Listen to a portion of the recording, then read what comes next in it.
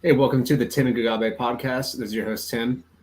Gugabe, we're actually coming up on 100 episodes. It was 99 here. So Huh. kind of a bit of a milestone.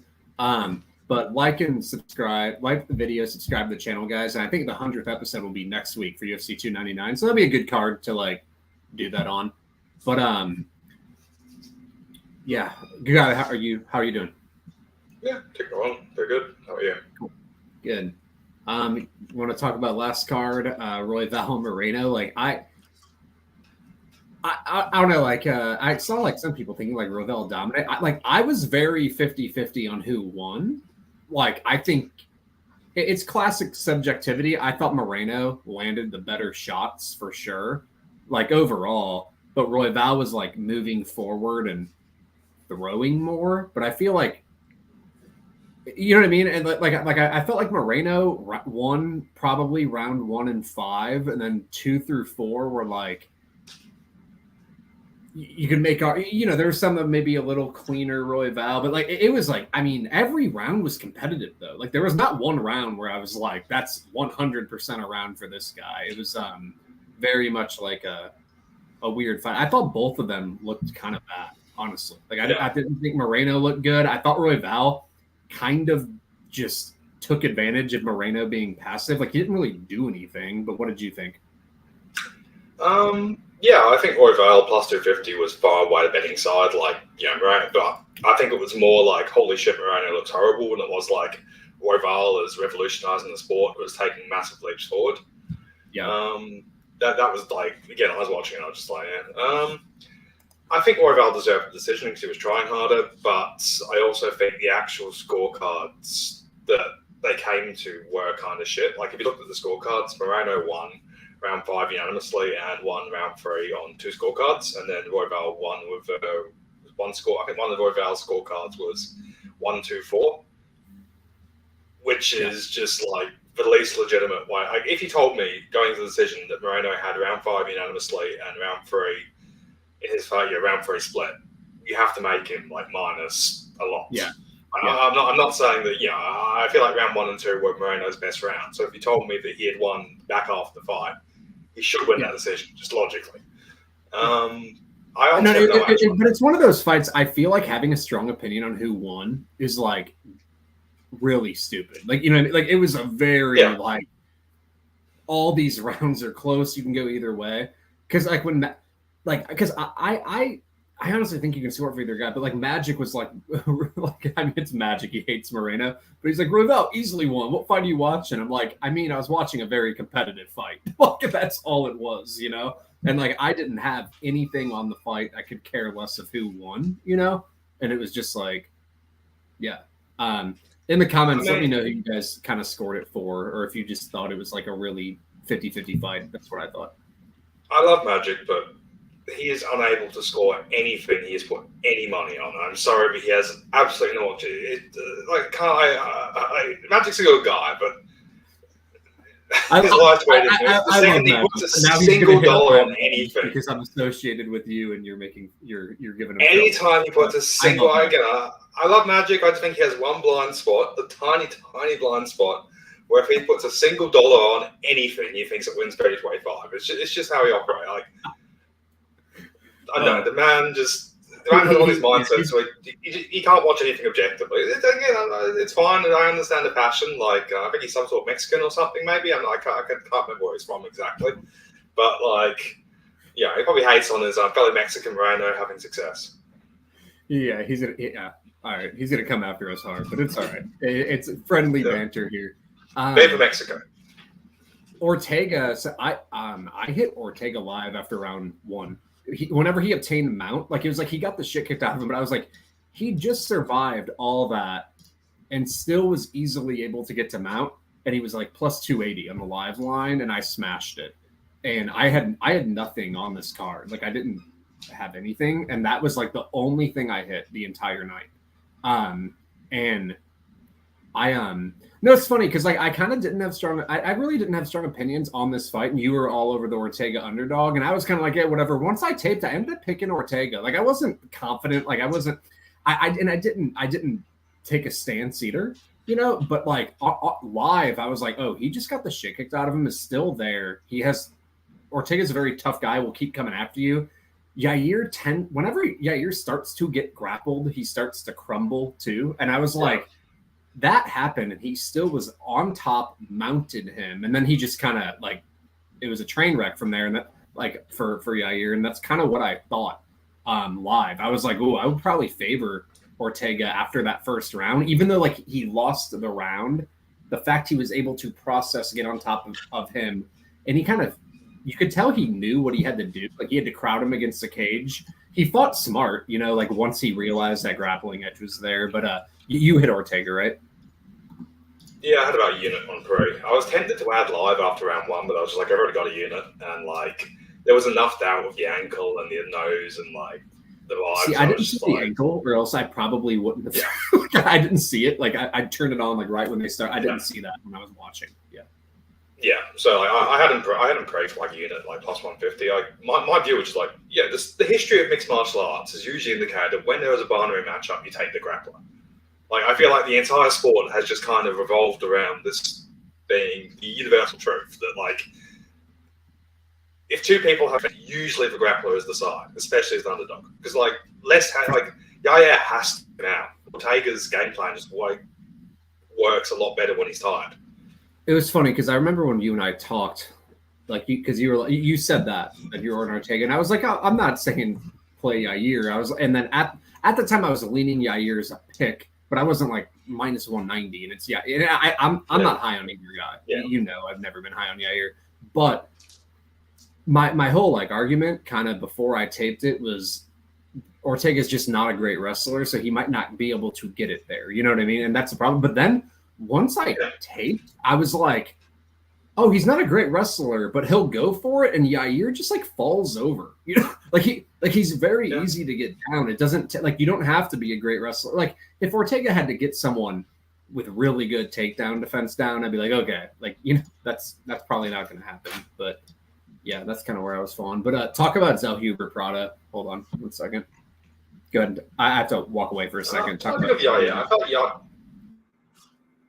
I feel like with Yair, his whole run to the sort of top of the division was just like kind of freak shit. Like, he just sort of got some fortunate occurrences. You had like Stevens, no contest. Like, if you get Stevens over 5 rounds, he probably loses there.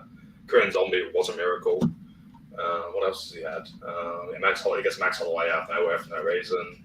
We'll take a shoulder. He's always been a very Josh Emmett. I feel like if Josh Emmett just like hits a takedown slightly earlier or doesn't get a triangle choke, there's a good chance that Yair just decides to fold the second he gets planted for more than 3 minutes. Because like the issue of Yair, the second he gets tired, he just stops working. Think of how many guys would be like minus 1,000 versus Yair, like Evloev, and like Mitchell. I mean, there's plenty of guys who would just tear him up.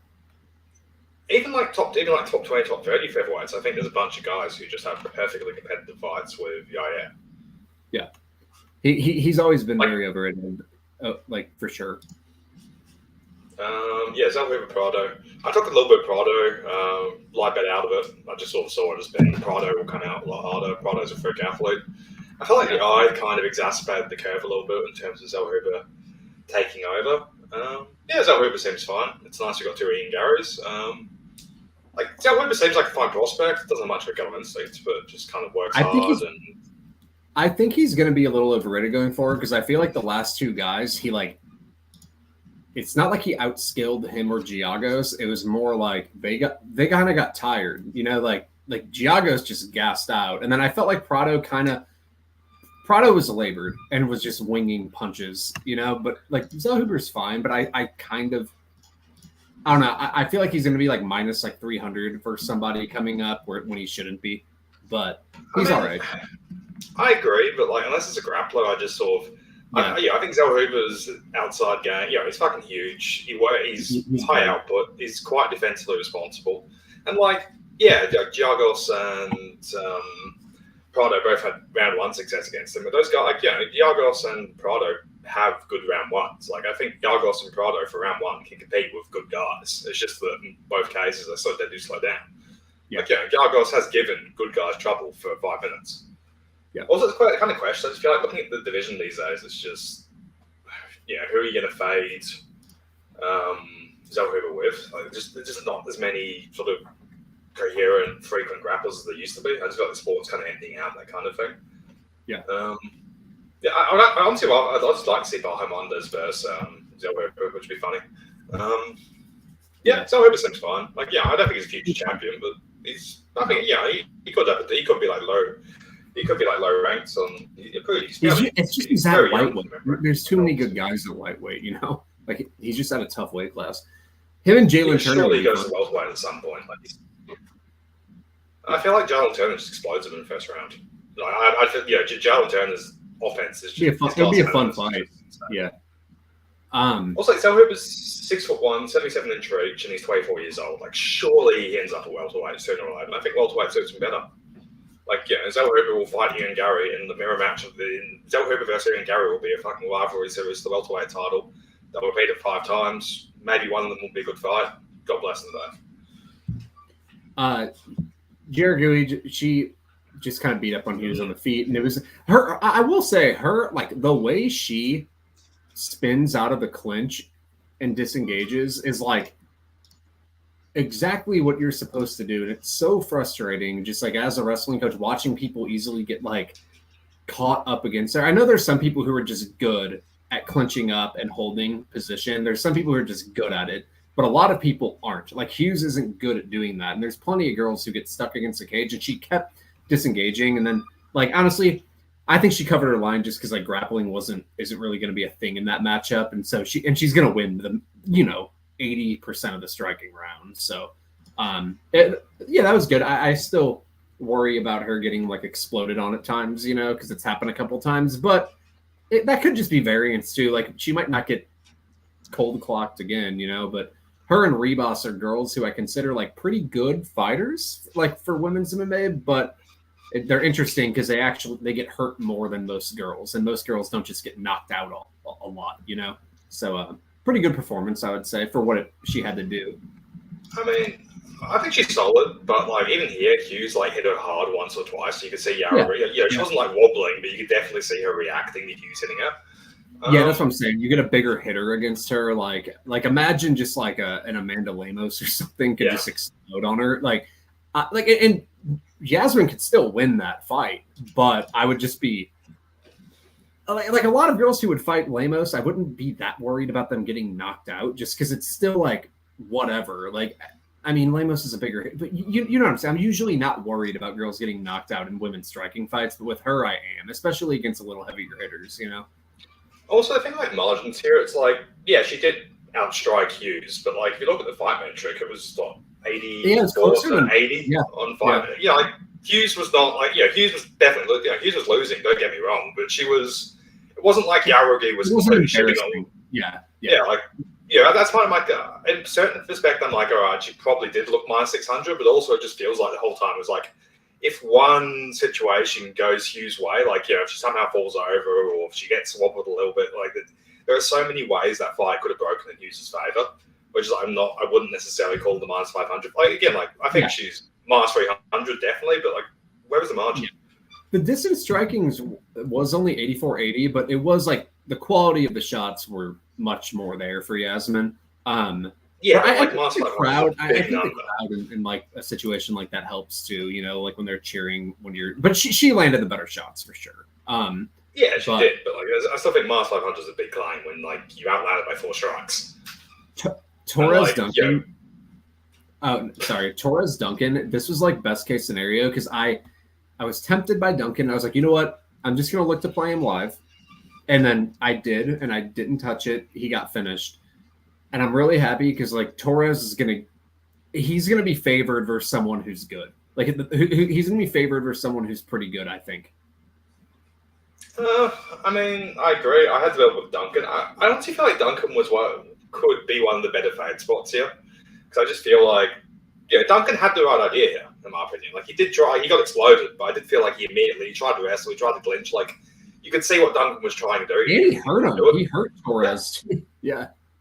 I think there's versions of that fight where like Torres just doesn't fucking explode him, and suddenly like I mean, I took Duncan because I watched the Morales fight, and I was like, oh, yeah, I consider Morales a more functional fighter than Torres, and Duncan did the right things to be a sort of explosive, huge striker. And he did it again here. Like, he got exploded in the effort, but what are you going to do? Torres is not going to get a finish soon, and he's going to look really bad because he's at the low tiers of the division right now, but he's at 155. He's going to start getting guys, and he's going to get neutralized early, and then he's going to get destroyed. Yeah, I'm just kind of thinking who do you trust to be that guy at this point, bro? Like, what, Malaki? But Malaki feels like his chin's starting to go a bit. And like, I understand your impulse will be, I will play Arman Sarukian against him at minus 5,000 and I will win. It's like, yeah, but at that point you're running against a 10% chance of Torres just fucking no. But you get my point, right? That's always my issue. It's like what's his name? Della kind of thing. I'd rather take a low mid tier at plus 500 against these explosive finishes and try and take a top tier at evens because I just feel like it's. I'm not even saying like, top tier here. I'm just saying like someone who. Hold on. Let me just go to the rankings, but I'm trying to just think of who else is in that division. Rozenstruik is off, I'm pretty sure, just in the comments. It was like this morning. It's off. I was huge on Torres. I just felt this is absolutely this is the best matchmaking I've ever seen. Like McKinney Torres would be hilarity. Who would you go there? Who would you pick? Who's going to explode on who there? I think Torres is tougher. Yeah, agreed. I agree. I think he's tougher, so I would go with him too. That's exactly what I was going to say. Yeah, like minus 150. Like they could both kill each other. I'm not saying Torres minus 5 billion, but like minus 150 Torres, fine. I'm looking at lightweight thing, like Sadikov maybe. Like you know who I would take on him, take against him, where it would be a close line. That Bonfim guy. What, Ismail? Not the big one. Yes. Ismail Bonfim. Yeah, the better Bonfim, in my opinion. Yeah. Because he can fight for 15 minutes. He's pretty well-rounded. Even against Benoit Saint-Denis, he started stopping takedowns and tagging him a bit, and then he got that back take, and then he got sub. But I think someone like him, someone where that line would be competitive for sure. And Torres could maybe even be favored. I don't know. I don't know what the market would do, but who knows? I'm just looking at 20 to 40 lightweight at the moment. I just feel like a lot of the consistent grindy guys just either have they're starting to come off a bit in durability to the point where I'm just always a little bit like Malaki 2 years ago would be a great fight. Malaki today. Let's run through this so we're taking too long. Barcelos Quinones, funniest fight of the year by a mile. Both guys looked. Yeah. I tweeted out both guys looked minus 1,000 and plus 1,000 at the same time. I liked Barcelos sub here and it ended up working out, but it was like that fight was full insanity and just hilarity. Like Barcelos was a shell of himself and still ended up winning, Yeah, I completely passed it. I was like, Barcelos minus 150 looks good, but I just have this gut feel that Barcelos would just lose a physical thing. And even repricing it, it's just like, all right, if Barcelos ever gets a takedown and consolidates, he probably subs him, but also he looks fucking horrifying. So, but it was weird when he actually just tried to strike. He was also maybe the better striker. I felt like he was going for the takedown early, and it was getting him tired and in trouble. It kind of if he just sat down and struck, he was hitting. He was hurting him every time he landed. But I don't know. It's a really weird fight. Agular and Mendoza. Honestly, I thought Mendoza was I didn't play anything on my site. I said I liked Mendoza, but I didn't give it out. I just said I liked him. I thought he won.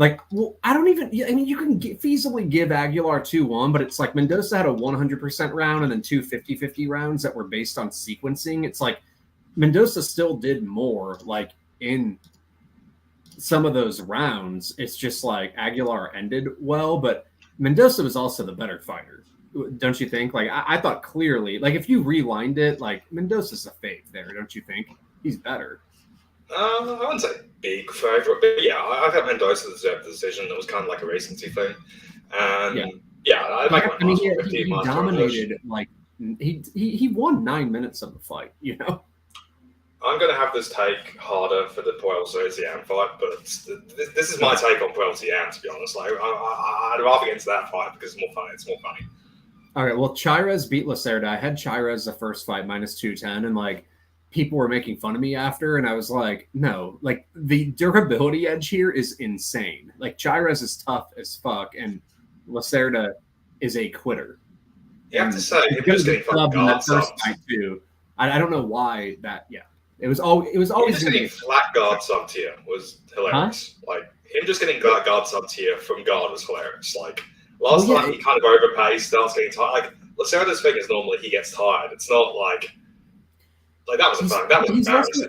He's also just prone to getting finished anywhere because he quits. Yeah, but he's normally tired. Like he normally has his frame minutes of explosiveness, then he just gets fucking drilled, which is fair. But sometimes he just gets finished too. You know, like he can get finished from. Biggie was Biggie was probably the only time he just got finished randomly. Because every other time it's like he just goes fucking ballistic, and he just drops. Well, this one was just like, how the fuck do you get like?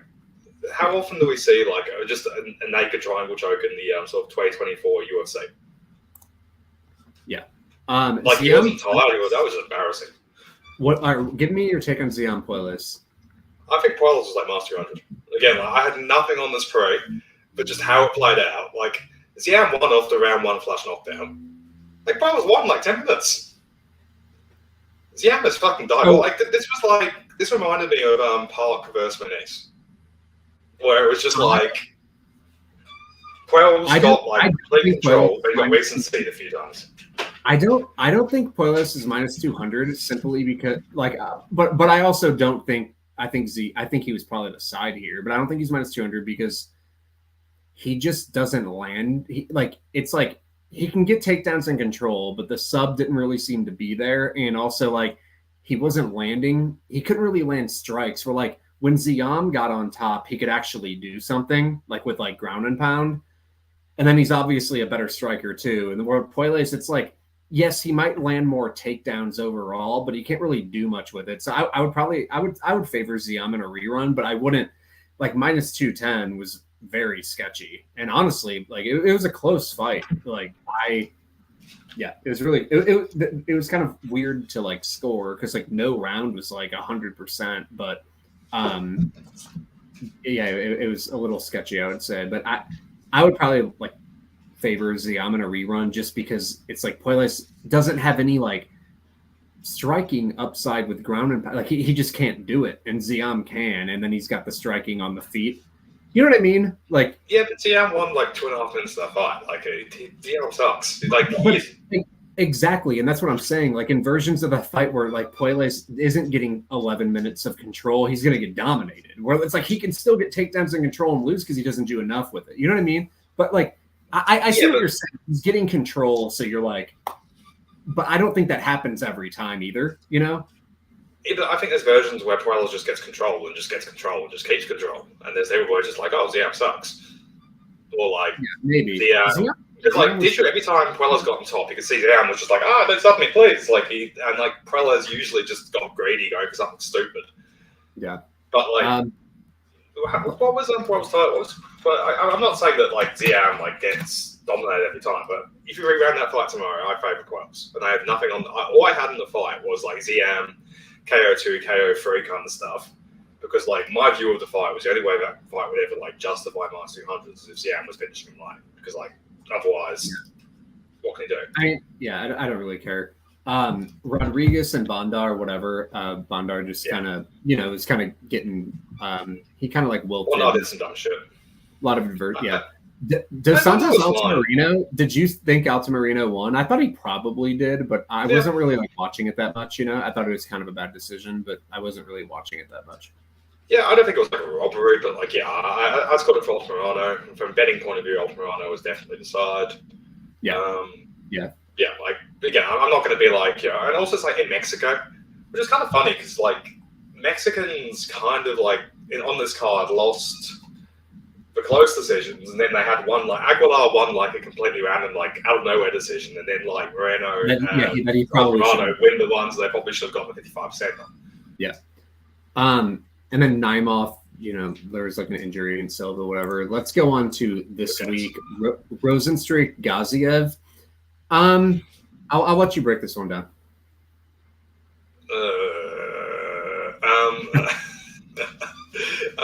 I mean, I've always I've never been super high on Rozenstruik, but I feel like Gaziev has like 6 minutes. But Rozenstruik's cardio and like durability seems to have gone off a bit. Like he used to, when he first came to the UFC, he was like absurdly durable. Like he was never good, but he had good cardio for a guy of his size, explosiveness.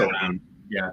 Yeah, like he had multiple spots where it was like, against Overeem took him down a few times and like didn't, and you expect Overeem should have been absolutely destroyed him because Overeem's top game is usually very good, and Rozenstruik would just clung to him and hope for the best. Gaziev seems pretty, and that's like Blades, like Rozenstruik versus Blades, he didn't get finished, like he lost, but he survived and he kept moving and had okay ideas of how to stall him out. I kind of feel like it's stupid. I think Rozenstruik dog's stupid here, because I feel like he has better cardio, he has better durability, and he could just finish the fight. Rozenstruik could just knock him out in round 1, and I feel like if the fight goes past like 2 rounds, Rozenstruik becomes favourite. So I'm just like, Gaziev minus 150 relies on Gaziev hitting takedowns kind of thing. I'm not super sure he can actually do that. But I think it's a shit show, so I'm pretty happy to just stay out. It's a shit show because Gaziev, like pre-UFC, I was like, he kind of looked like he looked like a motherfucker against Badai, but I'm also, I kind of chalked him before that fight as the guy I wouldn't trust after a round or so. But like the thing is, like, why play Rozenstruik pre whenever he's got to deal with that for like a round? Because I mean, Gaziev is going to be a motherfucker for like a round for sure. But like Rozenstruik could just end him. Like, if Rozenstruik just hit him very, very hard 30 seconds in. I think Gaziev is like the more diverse and dangerous fighter early. I mean, it's heavyweight though. Like either of them could just die. So like, I mean, if you're playing Rozenstruik free, if you're looking to play him live and he just happens to knock Gaziev out, it would be annoying. But I also think like Gaziev's so much more likely to have success early than Rozenstruik. But it's still like MMA, like that could happen. But Gaziev looked all right versus Badai, but I don't trust him in extended fights yet to like, and his competition still hasn't been good, so I don't trust him at like minus 170 at all. Even Badai, it's like, all right, Badai got hurt badly by Berezki, or what his name is. He got hurt badly by Collier in the first round, then came back. And like Gaziev was just the one time he hasn't like been able to come back. So it's just like, maybe Gaziev is a tier better. Maybe he just happened to land slightly better, and that was it, kind of a thing. Gaziev seems fine going forward, but I just feel like Rozenstruik is enough of a neutral. Rozenstruik before the last 2 fights was enough of a neutralizer and so stupidly durable that there could potentially be issues. It's hard to give him too much shit. It's like he got knocked out by Ngannou and Volkov. Like you were really fucking good. Like, and he got subbed by what's his name? Jalton, which is just like like Gaziev could land takedowns here early too. He could knock him out. He probably will just be winning early regardless, even if it might result in the finish. Even if it doesn't, he'll probably be winning. But I'll probably pick Gaziev to win just because of like the early storm. I like his for a bit, and it's heavyweight, and so like just being really dangerous for a little bit matters, But I don't know. Patrino and Pedro, I think Patrino is the rightful favorite. Like I actually kind of like Patrino as a prospect. Like originally, I was kind of like, I wasn't like low on him or high on him. Like I was just kind of like whatever. But he's kind of impressing me because he's dangerous. So like he can knock you out. I don't totally love his striking volume. Like there are issues with him, but he's dangerous. He's really tough. He's really durable. And then he can land takedowns, and he can kind of keep doing it. Like he's got decent cardio. Like look at Patrino. Like he was stopping Clark easily, and Patrino just dominated him. So he's got that in his back pocket. He's a really physical guy, and he's dangerous. Like he's got a lot of ways to win fights, and he also just seems like a pretty tough guy. Like I don't think he'll be champion. Like I don't think he is a good enough striker, like volume striker, to beat Champion. But like, who knows? But like, I'm kind of intrigued to see him going forward. And I have always labeled Tyson Pedro a fraud. I think he's never won a fight outside of round one. And like, his competition lately has been hilarious. Like, I feel like he's even, I feel like he's dangerous early, but I feel like he's getting overrated as an early finisher. Cause like his finishes are Turkosh, whatever, however you say his name, Hunsucker, Villanueva. It's like the other 3 fights he had, he lost to Bukauskas, Shogun, and OSP. You know what I mean? Like Pedro's the best fighter Patrino's the best fighter out of the last 6 guys he's fought easily, you know? So, yeah, like I mean, unless Pedro's got to put him away early, but I still consider Patrino more dangerous early than Pedro, you know, like he's better early too. So it's like, if it doesn't result in the finish, I think he'll just get beat up, probably taken down at some point, out cardioed. Like, he only landed 45 significant strikes in that striking decision against Bukauskas. You know, like he just didn't look good in that. I don't trust him after a round. Like I think Patrino will probably just run through him. Yeah, I think I'm actually quite high on Patrino. I honestly think he's the best light heavyweight prospect at the moment. Yeah, I agree. I think so. Like, what other prospect would you consider better? I wouldn't. Do we have any other prospects? Yeah, no, he's like an actual good prospect. I'm looking at the rankings. Yeah, like he's 26 years old as well. Like, I give Patrino a good shot at beating some top 15s. Yeah, like, I'm looking. Who else even is the light heavyweight prospect? Like Ulberg, I guess. Ulberg, Menefield. Yeah, like Menefield, Spann, Smith. I mean, he would beat all of them. He would beat Khalil too. He would just take Khalil down and beat him up too, you know? Yeah. I would take him my two concerns with Patrino that I'm looking at, you know. My two concerns with Patrino is I think he's a bit hittable and he's a bit slow, but like he grinds pretty well. Again, I don't mind a flyer on Pedro round 1. I think if it's like plus 1,000 or something, I think that's fair. Like a Pedro KO1. Otherwise, I'm pretty confident Patrino's just like. I still think Pedro is like so much like a sum is less than his parts kind of guy. Like I think Pedro actually has some good parts to his game. He just fucking goes to pieces every time. Like his UFC losses, Bukauskas is like the only one who's actually beaten them clean. Even that was like the scorecards on that were a lot more competitive than people are going to remember them being. Because like Shogun and OSP is kind of hilarious because like there's probably an argument he probably deserved a TKO win in both fights. Like Shogun was limp at one point and OSP was limp at one point, and then they rallied from behind. I think he also lost Latifi back in the day. Good times. I mean, I think Pedro's kind of funny because like he's got when Pedro's comfortable, he's actually got some good shit together. But the second he gets knocked off his groove, he just goes to pieces so hard. And he's fragile. Like he's both fragile, like chin wise, and he just seems to get injured all as well. He just seems like this guy that just the second he has any adversity, he just blows his knee or something. It's just very weird career. I'm high on Patrino again. Like I think if any of the sort of upcoming light heavyweights are going to be champion, I think Patrino's probably the guy because he does. He's a bit slow. He kind of reminds me of Jim Crute in certain ways. I think he's a better version of Jim Crute, but like in the sense that like there's takedowns there. He's slow. I think he's a more athletic and better version of Jim Crute, but like he's just way more physical and tough too. Like he's like a very physical presence in there. I like him. Good matchup here, Perez and Mokaev.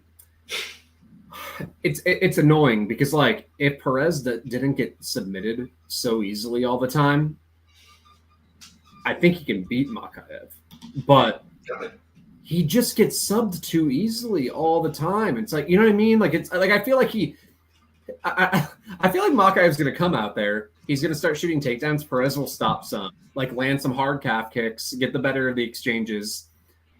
And he'll be like winning for a minute or two, and then I feel like they'll just like scramble on the ground. Then he's gonna get subbed. You know, like that's what I feel like is gonna happen. But like Perez is really hard to take down, and like I don't think Mokaev's gonna easily take him down. But it's just like if Perez sometimes will go for takedowns, and like I just feel like they both grapple enough to where it'll probably end up on the mat at some point. And I just like Perez gets subbed all the time. And it's so annoying because he could be like, if he had submission defense, he could be like really good.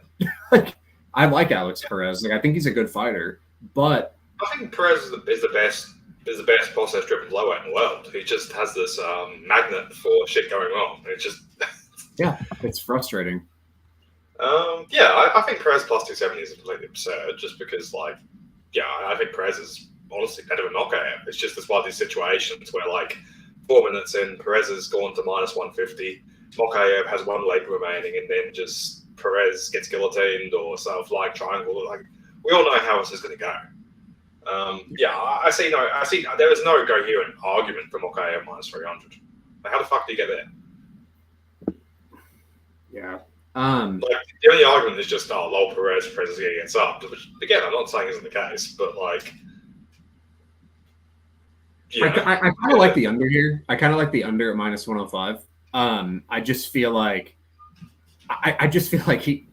Perez is such a candidate to get submitted, and I also think he's just pretty. Perez can just get finished in any moment, so that's one reason why I like it. And I also just feel like he's a pretty dangerous guy too, and sometimes he'll just go build. But like, so it could happen the other way as well. So I kind of like the under. Like, I feel like if there's anything that I'm interested in, it's probably that. I think Perez has bad to the Zeus. Like, some of these, like, it's a thing of Ryan Bader. Ryan Bader just will not lose the decision because fucks you up or he self-destructs. He has no ability to survive losing rounds. Like, it's funny because I feel like a lot of these like proactive wrestling guys, they have their entire career and they lose a round. Like, Chael Sonnen never lost a round. Actually, no, he lost one round against Rampage. Like, the entirety of Chael Sonnen's career, he lost one round. Every time it was either he wins or he gets finished. There is nothing like Chael Sonnen had no plan B. He's like Ryan Bader. They win every single. He's like Chael Sonnen's like Ryan Bader. He has to win every round. If they face any adversity, they get finished. Like, Ryan Bader is the definition of a front runner, and it just happened again. Like, he's good, but it's like if you just like hurt him once or something, like he's probably getting like if you just like tag him, he's gonna get finished. Like he doesn't survive. But yeah, Perez Mokaev is interesting because it's like Perez is he's probably a more seasoned striker. Like, I'm not really sure. I mean, Mokaev just doesn't even want to strike. He just limits engagements and everything. And Perez is generally like pretty tough to get down. But like, I don't know, Mokaev can still probably get him down at some point just because he shoots so many takedowns. And like, I think it's ultimately going to lead to like Mokaev subbing him. But I like the under. I at minus 105, I like the under 2.5 here. I just feel like Mokaev will be aggressively going for subs and takedowns and whatnot. And Perez, I just feel like he self-destructs, and I also just think he's a dangerous fighter too. So I like the under. I like the under a lot. Like, Mokaev decision is plus 160 right now. If you can get minus like 200 on not Mokaev decision, like Mokaev decision should be way wider in my opinion. I just can't see Perez starting to lose 2 rounds without getting finished. Yeah, his process is too good. I think he completely fucks Mokaev if he ever gets any sort of striking. There is a possibility, like, Mokaev has been going life or death with some pretty mediocre grapplers in his last few fights. Yeah. Like, Tim Elliott took rounds. Jeff Elfillo took rounds. Malcolm Gordon took rounds. Like, I mean, like Mokaev moneyline's stupid. It's like, if you think, just take the under instead. It's minus 105, and like if Mokaev's covering, he's probably getting a submission. Like, well, even if Mokaev isn't covering, he's probably getting a submission. I'm not as high on him. I don't know. Like, I'm just not as high on him as other people. Like, I don't know. It's whatever. Anders and Flyweight. Oh, go on. I feel like Flyweight is just self-destructed in the last like year. Like, it's kind of like heavyweight. It's like a real fucking messy division. It's like how this should be like the most skilled division. Like, bantamweight is a fucking skilled division, and there's like Flyweight where it's just like we're fucking meme lords. Everybody has like every sort of good Flyweight has like one massive hole in their game. Bantamweight's so much better than Flyweight now. Where like I would always say it was probably a little better, but now it's like hilariously better. think it was like, and like I had Moreno was my number one flyweight just because Moreno had like that athleticism where he could just say "fuck you, I'm doing this." But now it's just like now Moreno seems to have lost. He's either lost the athleticism or he's lost the interest in the athleticism, and as a result, now it's just like, yeah, Pantoja gets exhausted every fight. Royval is a mess. Moreno is a mess. Where's our boy Casey Kenny? Like, is he could fight at flyweight? And like, where has he been? Like some of his like losses of age. Well, he went split decision with Song Yadong, and then like he was very good. And then he gave Merab like a tough fight for a while because I was on Merab there at -160, and Merab ended up covering because of the cardio, the pace, and whatnot. But like Kenny's pretty good, and Kenny fucked Royval in LFA. You know that, right? Like he fucking dominated him. And Kenny like has defensive wrestling to where he would probably beat Mokaev. Like he would beat Royval. I don't know where the fuck is he? He needs to come back because he's actually a pretty good fighter. And I feel like 125 has now like it's just not as good anymore. And I feel like he could compete there. Like at bantamweight, he's just not athletic enough, and he's not big enough.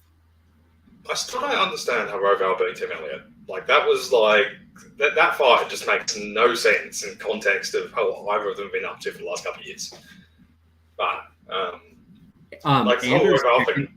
why is Anders Pickett happening? I don't know. I thought Pickett beat up. I mean, I suppose like they like Anders or give him like a winnable fight. Yeah. Distance tempting there, but Pickett's chin seems to be going a bit. Pickett's physicality is like ridiculous. He's just an idiot. I wrote him up and like I was like I don't even know how to describe his offensive skill set. Like where he just like exists out there. He just stands out there. Like he can't really land takedowns. He can't really land strikes. He can't really do anything. I don't even know like what does he do? Yeah, it's like. But my thing with Jamie Pickett is like he is legit a plus athlete. Like he has a bunch of good athletic skills. He just for some reason he's never seems to have ever rocked up into a gym and like had any coherency applied. But like Kamaru Usman's he's quite the same as Kamaru Usman. Kamaru Usman could hit one single leg and he became champion. He might have athleticism for like basketball, but not like fighting. He's like super durable. He's like his cardio is surprisingly good. He just gives up. Like there's fights where he's just like completely rallied through getting hammered. He's terrible. He is. He is terrible. But like there are flashes there where you're just like, holy shit, this guy could like figure out a C+ skill set. He could actually be good at this division because he's actually physical as fuck. But again, not playing him. I'm just saying, like he's a massive waste of athleticism. Usyk and Schnell. What's order you got? Schnell, like Usyk probably has the top time like advantage, so I get why he's favored. But I'm not really like minus. I think Usyk's pretty mid. I think Usyk's pretty mid. Like I trained with a guy who beat him. Like I think Schnell plus 250 is just it's like matched. Like I can get the argument durability, but like I think Schnell's just kind of. I think Schnell and Usyk are very similar fighters, and Schnell has some durability holes, but like he doesn't tend to go out that soft. Usyk is the same price that Nicolau was, which seems ridiculous to me. Like Usyk loses to Dvorak if he doesn't hit that. Like that knockdown just seems to completely drain Dvorak's physicality. Yeah, before the knockdown, Dvorak is winning pretty comfy. There's durability, and though there's like a durability advantage here, and also just like top time upside. So I see why Usyk's this price, but yeah. I guess, but even then, like I'm just not sure Usyk's a big grappler. Like Schnell's an idiot, but like Schnell's grappling is actually like who's ever like controlled Schnell? Patrino? I mean, he's been historically pretty hard to hold down. Didn't Bontarine like? I'd probably take Bontarine over Usyk. Honestly, Bontarine wasn't bad. Bontarine's not bad. Yeah. Are there any other fights? Bontarine beat Royval arguably. Did you tape Martin Magomedov's opponent? Seems competent for a regional nobody. It's kind of funny he's the same price Barcelos was, just because like how the fuck is this like random? Like the market knows nothing about this man apart from the fact his last name is Kazakhstani and makes him think he's as good as Barcelos. He doesn't seem horrible. I think I put Bex out and score similar to Morozov kind of thing. Yeah. I'm not super duper high on Umar. I feel like Umar tends to take the first round off. Just kind of Umar will do fuck all for the first 4 minutes of every fight. So I don't know. I think if Almacan's showing some signs of life, it might be a good life bet there. He's not going to go from like plus 1,000 to minus 500 instantly. Yeah. Umar seems good. I feel like Umar, I'm not 100% sure what his game even is. Like, the Barcelos fight was like impressive. The outstruck Barcelos, but also, why the fuck are you striking with Barcelos? Nate Menez fight, who cares? Kelleher fight, who cares? Morozov fight, not bad. I think there's questions of Umar. Again, hopefully Bexat gets some interesting stuff done. Yeah, I think Umar looks pretty well rounded. So it's like he also, I want to see him, fight some other guys. But Prelims should just have more output than Zahabi. I don't know, any other fight you want to talk about? Are you good? Not really. So Basharat, I'm actually Basharat. I feel like he has to grapple to cover minus his current price, and he can be a bit lazy to grapple. Like, I prefer Farid's style because I think Farid's is a lot more urgent. Yeah. Who else? Here you go. I got one for you. How do you not know who he's talking about? Madalena. No, isn't that Evans? No, last time I looked it was Evans. I mean, my shit Madalena was kind of going. He's minus 125 now, so he's like, it's pretty close. I think it was a lot easier to bet. It was a lot easier to fade back when he was against like the grappler who took him life or death kind of thing. Like now he's got like the Burns and the Hollins of the world who are just like idiots. Like Burns could viably do the right thing here and absolutely fuck him, but Burns is also an idiot. So what are you gonna do? Yeah. I'll probably take a unit on plus Burns, but I think between his age, his durability, and his fight IQ, it's hard to be super invested. Madalena's just gonna somehow win that fight just to piss everyone off, I'm just gonna laugh. My thing with Madalena's gonna keep winning. He's gonna fight fucking Shavkat. He's gonna be plus 400 against Shavkat. He's gonna fucking hurt Shavkat super badly. I'm gonna be on Madalena, and then Shavkat's gonna fucking foot sweep him and fucking instantly guillotine. Like, this is the way of these things. Yeah, when you finally jump to Madalena, it's going to be the right side. It's going to be the right side when you finally jump to Madalena, but he's going to be the right side, but he's going to lose for sure. That will definitely happen. Shavkat's going to drop a fucking flying guillotine or some shit on him.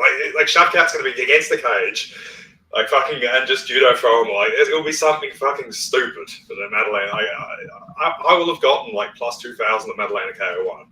And I will play it against Shavkat. And Shavkat will be hurt. Because I honestly think Madalena could give Shavkat some issues. I feel like Shavkat defense, there are some problems there for Shavkat, and I'll probably get a good price. But Shavkat would inevitably do some hilarious shit to Madalena. And that'll be the one time I bet Madalena, and then it will just be years after years of, Madalena was plus 200 against this Tuesday night contender man. I'm going to take it because he has KO1 upside. Tuesday night contender bum explodes him. All right, well, I just want the if Angelusa deserves his rematch. Give me plus 400 on Angelusa in a rematch, and I will put everything on that. I knew I shouldn't have opened this can of worms. I can't bring up Jack Della Maddalena in front of Gugabe, but all right, let's end it there. Our next podcast will be number 100, and it'll be for UFC 299. And Jack Della Maddalena will be fighting. I have a lot of takes on that card too, so I'm excited for that one. Looks awesome. 100th episode. It's a good card. So thanks everyone for tuning in. Gugabe, have a good one. I'll see you next week. Catch you guys.